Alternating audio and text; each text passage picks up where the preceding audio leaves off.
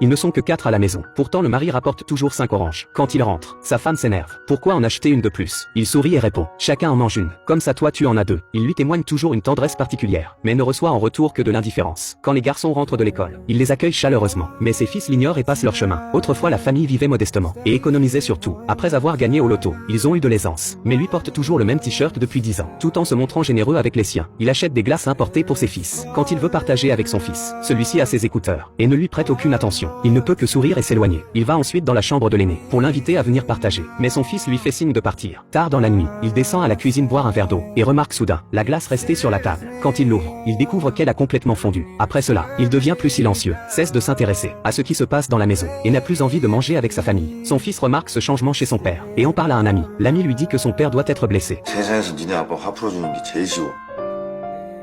받아줘. Le fils commence doucement à comprendre son père. Quand le fils rentre à la maison, le père croit que c'est l'ami qui vient et l'accueille avec enthousiasme. 아이고 성사장. 아이고 사장.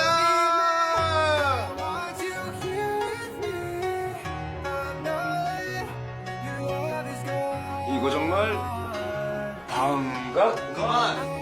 반가워요. 반갑구만.